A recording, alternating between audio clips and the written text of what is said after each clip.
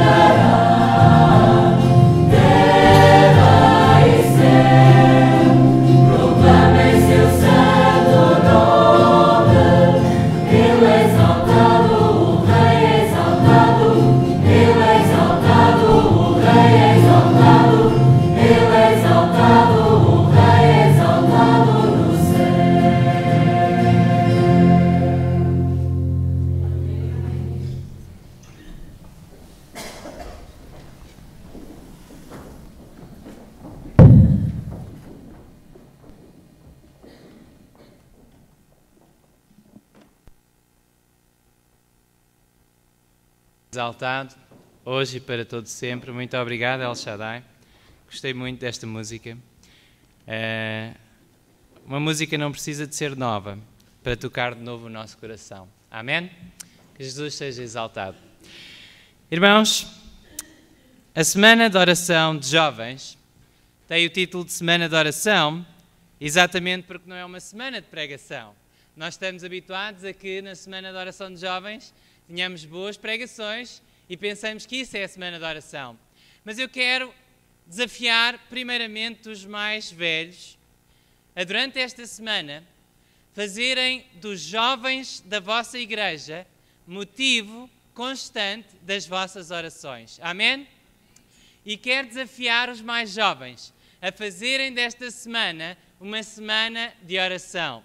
A orarem pelo pastor, para que quando chegarem aqui possa ser Jesus a falar e não eu, mas a orarem por vós, pelos vossos pais, pelos vossos irmãos, pelos vossos colegas na escola, pelos vossos professores, e a orarem para que Deus dirija a vossa vida, para que ela faça a diferença neste mundo e faça a diferença para toda a eternidade. A oração é importante.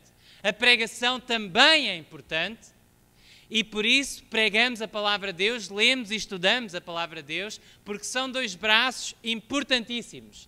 E não podemos ficar só por aí quando falamos de reavivamento. A oração é importante. O estudo da palavra de Deus e a pregação é importante, muito importante. Nunca lhe devemos retirar a importância. Mas, jovens, se querem uma experiência verdadeira com Jesus, não é só a oração. Não é só o estudo da Bíblia. Havia homens sérios no que faziam. Homens que passavam o dia quase todo a ler a Bíblia e a orar. E oravam em voz alta e oravam com orações muito eloquentes. E Jesus chamou-lhes sepulcros caiados de branco. Por isso, meus queridos, se querem realmente um reavivamento, estou a falar para os jovens que o querem. Se não querem, eu vou orar para que Deus vos mostre a importância desse reavivamento. Mas para os jovens que querem, ouçam-me. Oração é importante. Se não estás a orar, precisas de começar a orar. O estudo da Bíblia é importante. Se não estás a estudar a Bíblia, precisas de começar a estudar a Bíblia. É a palavra de Deus, é o que te vai dar força para resistir aos ataques de Satanás. É a forma como Deus se vai comunicar com a tua mente. A oração é a forma do teu coração se abrir a Deus, de retirares os fardos de cima dos teus ombros e os colocares nos ombros de Emanuel, que carregou os teus fardos na cruz. Amém? Mas não é só isto. Não é só isto. Há algo mais no reavivamento e na reforma, e sem esse algo mais, o reavivamento e a reforma não virão. O povo de Israel passou por isso muitas vezes. E a Bíblia testemunha de uma dessas vezes, em Isaías 58. O povo tinha sentido a necessidade, quem sabe até os jovens, ou os líderes do povo, tinham sentido a necessidade de uma nova experiência. Nós precisamos mais de Deus. A nossa igreja não está bem. Os nossos pastores não estão bem.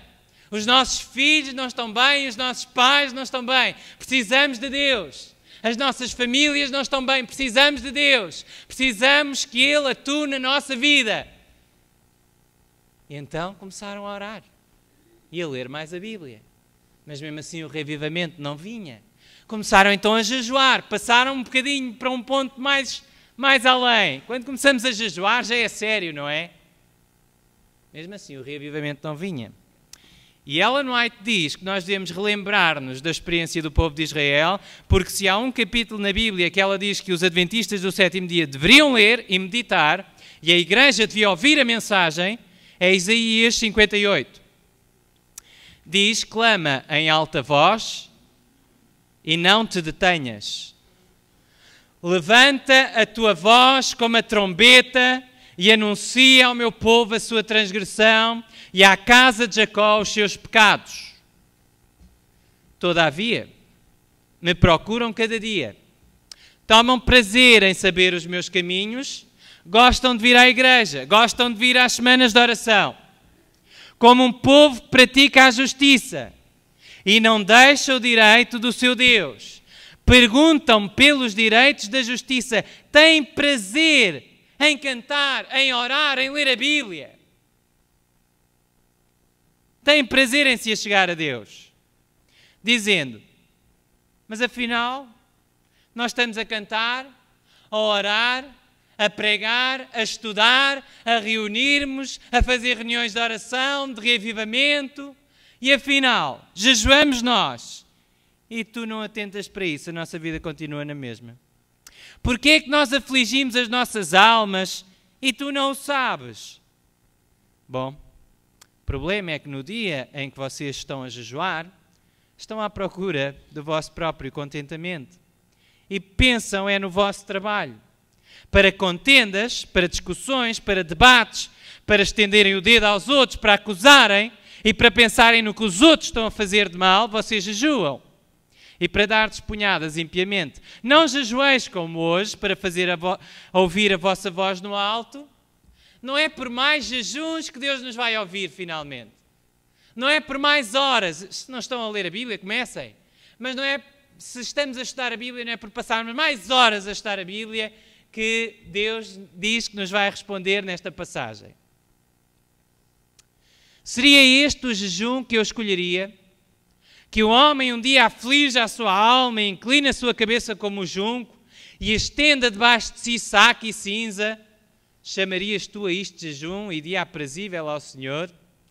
Oh, pastor, mas a Bíblia diz que Deus tem prazer num coração quebrantado, num espírito contrito. Sim, é verdade. Deus tem prazer em nos ver humildes, arrependidos aos seus pés. Deus não tem prazer em que andemos sempre tristes, a rastejar, como se a vida do cristão fosse o pior que há na terra. Às vezes achamos que é assim seguir a Jesus. Temos de levar a nossa cruz. Então, isto é difícil, ser cristão adventista, e fazer isto, e não fazer isto, e não poder fazer aquilo, e depois tenho problemas, isto é difícil, mas pronto, é assim, é a nossa cruz. Não acredito que Deus tenha prazer nisso. Chamas tu a isso um jejum? Chamas tu a isso uma vida cristã? Chamas tu a isso algo que agrada a Deus? Porventura não é este o jejum que eu escolhi, verso 6, que soltes as ligaduras da impiedade, que desfaças as ataduras do jugo, que deixes livres os quebrantados e despedaces todo o jugo? Porventura não é também que repartas o teu pão com o faminto e recolhas em casa os pobres desterrados e vendo o nu o cubras e não te escondas da tua carne? Então romperá a tua luz como a alva e a tua cura apressadamente, rapidamente brotará. A tua justiça irá adiante da tua face. As pessoas vão dizer, ele é realmente um cristão. Não anda por aí cabisbaixo a queixar-se da vida, mas anda por aí a ajudar os outros. Anda por aí a esquecer-se dele próprio e a fazer todo o bem que pode a todas as pessoas que pode. Então clamarás, diz a Bíblia, verso 9, e o Senhor te responderá. Gritarás e Ele dirá, eis-me aqui. Jovens querem que Deus responda às vossas orações? Ouçam a condição. É fácil, enquanto somos jovens, desligarmos um pouco destas coisas e dizer, bom, para receber alguém em minha casa tem de ser os meus pais. Eles é que são responsáveis. Se eles não recebem pessoas cá em casa, não são hospitaleiros, se eles não andam à procura dos famintos para os alimentar, o problema é deles. Eu não tenho dinheiro, eu não ganho, eles é que têm de fazer isso. Ou então achamos que não temos ninguém à nossa volta que precise de nós, ou a quem nós possamos ajudar.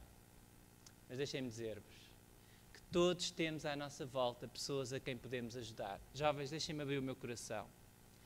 Há de certeza, na vossa igreja, não vamos mais longe, quem sabe na vossa casa, mas deixem-me começar pela igreja, há de certeza na vossa igreja, um jovem, ou uma jovem, ou um idoso. Pensam que Deus só chamou os jovens para ajudarem os jovens? Se calhar há um idoso na vossa igreja, precisa da vossa visita. Se calhar há um jovem ou uma jovem na vossa igreja que precisa da vossa ajuda, das vossas orações e mais do que orações. Eu sei que houve um grupo de jovens que foi visitar a Teresa esta manhã. Quem é que foi visitar a Teresa esta manhã? Posso ver as vossas mãos? Jovens, digam-me uma coisa. Como é que vocês voltaram de fazer uma visita dessas? Vieram tristes? Será que não faz a diferença na nossa vida quando saímos um pouco do nosso canto confortável? Eu espero que a Teresa esteja a ouvir isto. Teresa, nós amamos-te. Sabemos que estás a lutar com algo que é gigantesco, estás a lutar contra um gigante, mas Deus é mais poderoso e vai-te dar a vitória. Amém? Nós vamos estar a orar por ti, estamos e vamos continuar. E não é apenas ela, há outras pessoas. Há pessoas às vezes que entram e saem da igreja, jovens que entram e saem da igreja. E como são mais tímidos, mais calados, como por vezes não têm tanto dinheiro, como por vezes não têm telemóveis tão bonitos e roupas tão caras, deixamos de lhes dar tanta atenção. É pena, porque Deus ama-os a eles exatamente como ama aos outros. E se calhar tens na tua escola jovens assim também. E podes pensar que é uma vergonha falar com aquele com quem ninguém fala, mas eu te garanto que Deus ouvirá as tuas orações como nunca antes. Se tu começares a orar por aquele por quem ninguém ora, e fores visitar aquele a quem ninguém visita, e falares com aquele que ninguém fala, mesmo que ele seja esquisito, quem sabe tu podes fazer uma diferença eterna na sua vida. O capítulo continua e diz, verso 10, se abrires a tua alma ao faminto, fartares a alma aflita, então a tua luz nascerá nas trevas e a tua escuridão será como o meio-dia. E o Senhor te guiará continuamente e fartará a tua alma em lugares secos e fortificará os teus ossos.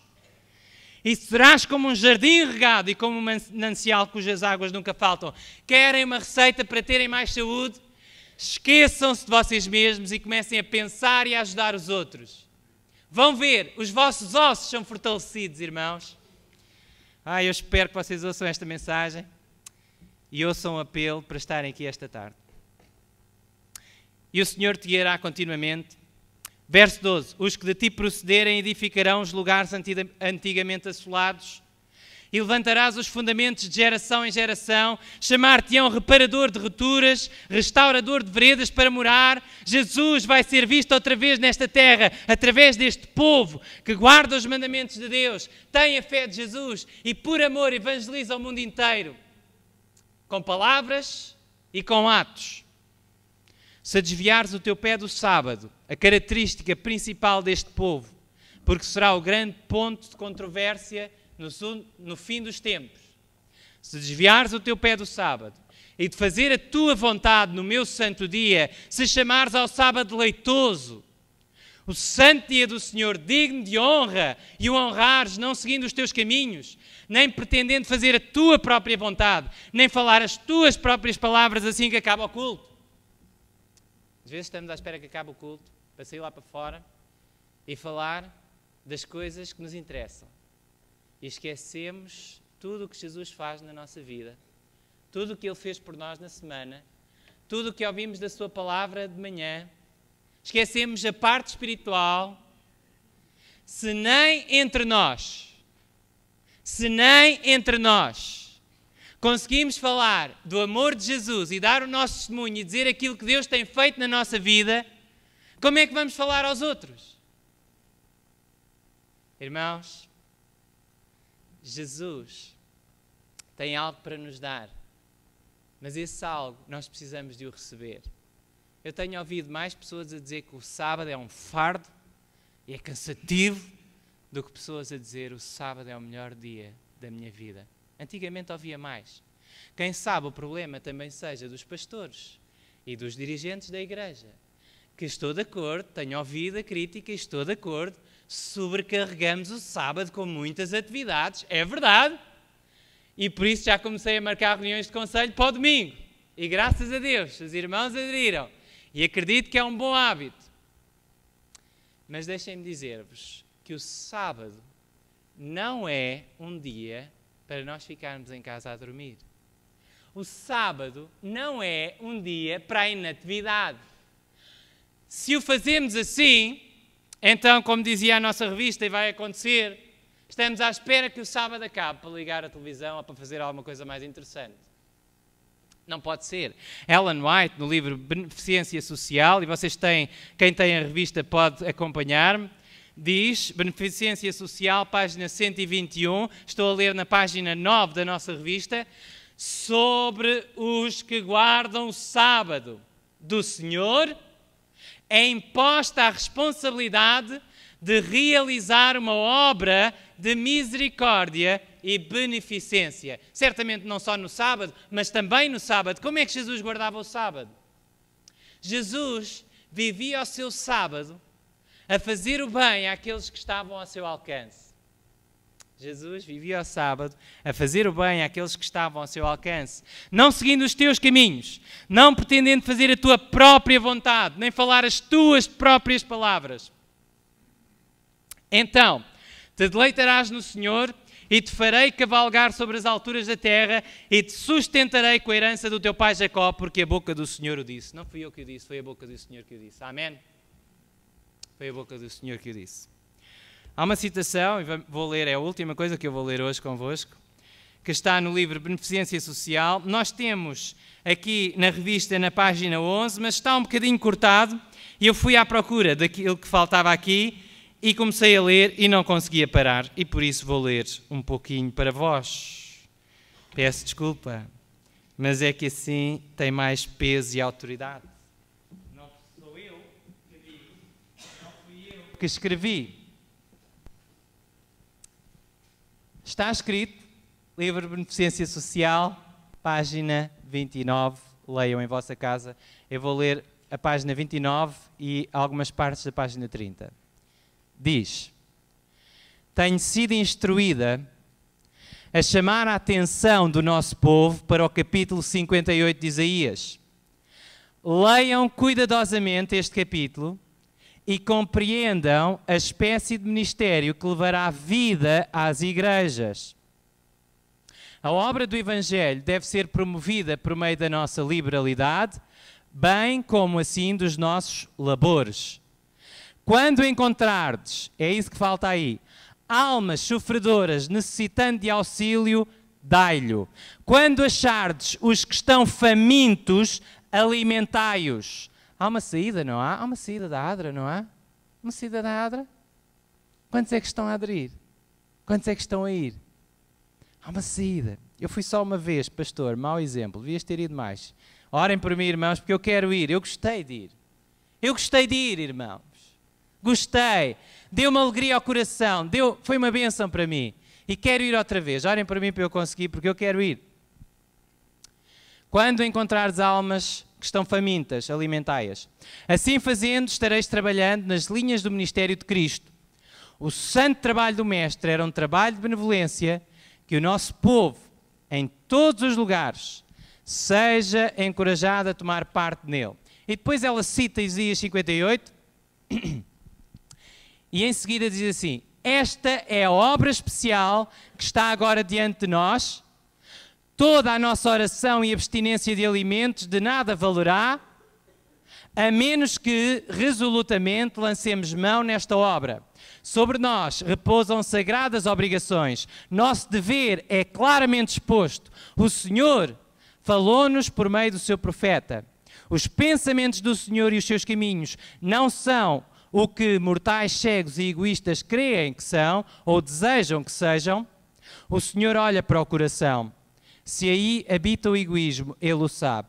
Podemos procurar esconder dos nossos irmãos e irmãs o nosso verdadeiro caráter, mas Deus o conhece, dele nada se pode esconder. Se estamos a ser egoístas, se estamos a receber as bênçãos de Deus e não estamos a partilhar com outros, estamos a perder as maiores bênçãos de Deus.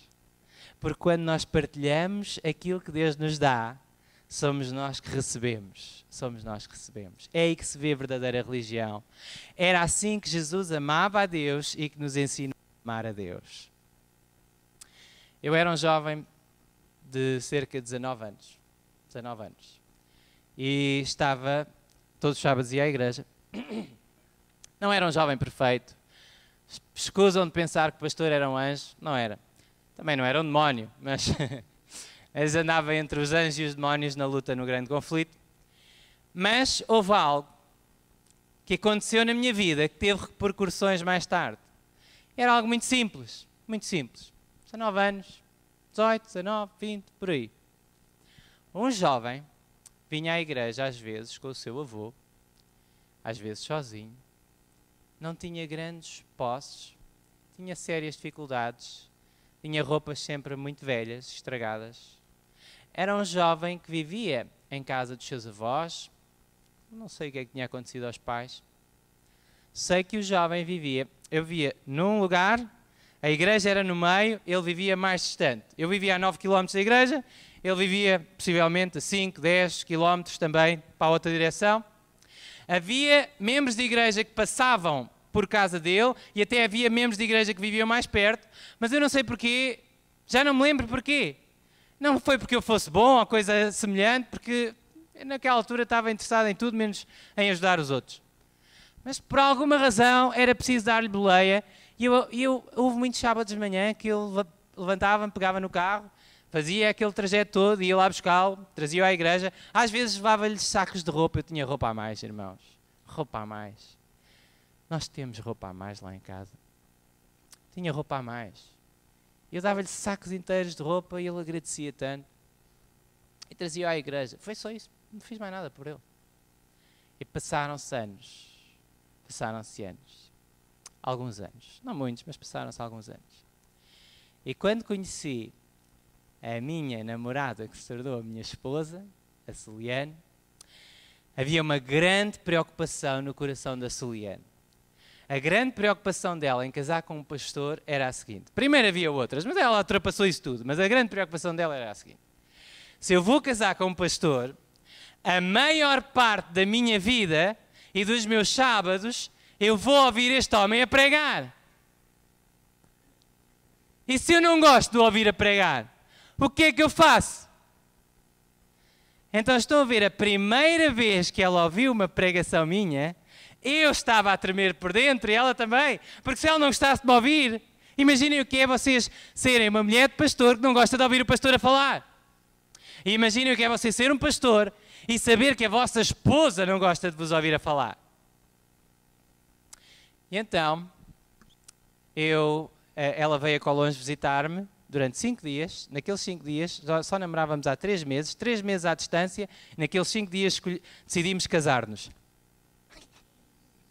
Os nossos pais disseram que éramos malucos, os nossos amigos também, e pronto, e casámos e ainda somos malucos. E estamos casados, graças a Deus.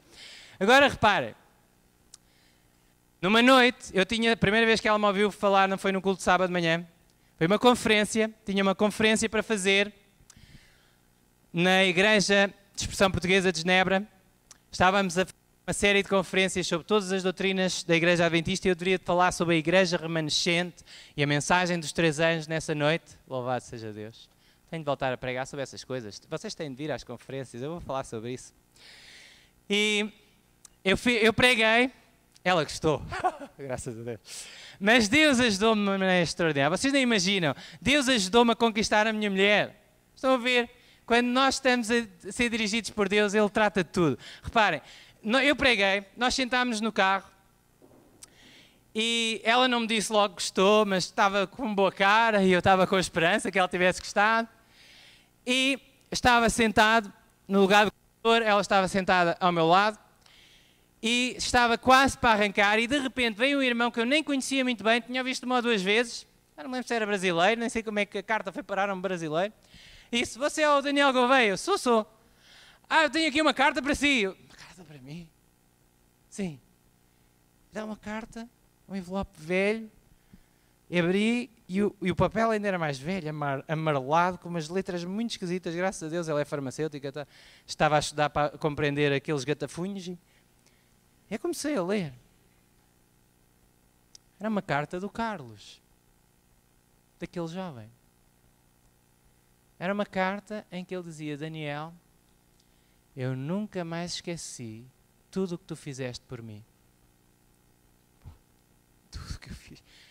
Olha, eu estou em Lisboa, andei nas ruas, infelizmente tornei-me viciado em drogas, mas pedi ajuda a Deus e acabei por sair, estou num centro de reabilitação, mas sempre o que tu fizeste na minha vida fez a diferença, nunca me esqueci e quero te agradecer. Eu não fiz nada por ele, irmãos. Podia-lhe ter dado muito mais roupas. Podia ter estudado a Bíblia com ele. Podia ter orado mais por ele. Podia-me ter tornado mais amigo dele. Eu não fiz quase nada e Deus fez tanto. E para ele, o pouco que eu fiz foi tanto. Vocês podem fazer a diferença na vida de muitas almas. Eu espero que vocês assim o queiram. E espero que eu assim o queira também. Amém.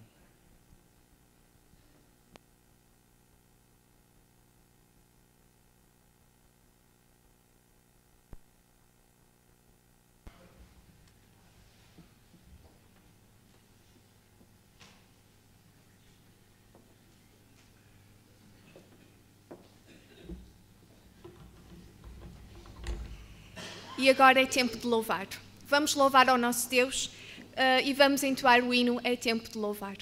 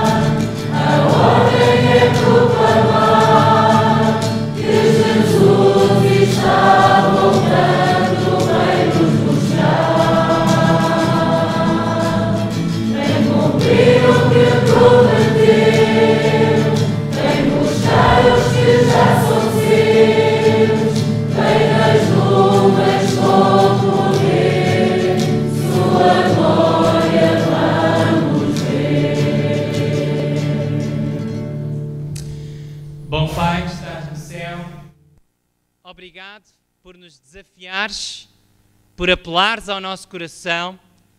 Obrigado, Senhor, por estares a tocar o coração dos jovens adventistas do sétimo dia em toda a terra e aqui em Canelas também. Obrigado, Jesus, porque tens uma obra maravilhosa para nós fazermos e obrigado porque tu vais adiante de nós, tocas os corações, abres as portas, quebras os muros e nos ajudas, Senhor, a fazer aquilo para o qual Tu nos destinaste.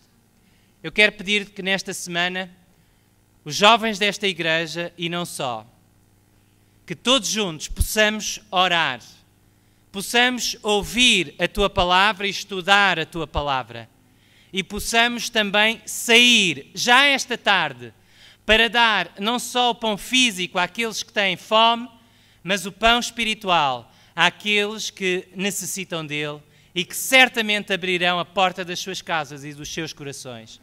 Senhor, derrama o Teu Espírito Santo sobre esta igreja. Dá-nos a força, o poder para sairmos em Teu nome e para fazermos o que Tu queres que façamos. E obrigado, Senhor, muito obrigado, porque nos vais dar mais do que podemos pedir ou imaginar, em nome de Jesus. Amém. Esta tarde, às 4:15, temos um encontro marcado aqui neste lugar. Para todos aqueles que quiserem vir comigo, falar do amor de Jesus, oferecer convites para a campanha, oferecer livros às pessoas, fazer questionários, contactar com esta comunidade. Às 18 horas, tenho um convite para todos os membros batizados desta igreja. Não vos vou oferecer o jantar, mas teremos algumas decisões a tomar. Não vamos levar muito tempo, pela graça de Deus, será uma reunião de 1 hora, não mais. Por favor, irmãos batizados desta igreja, estejam presentes. Que Deus vos abençoe. Um bom sábado a todos.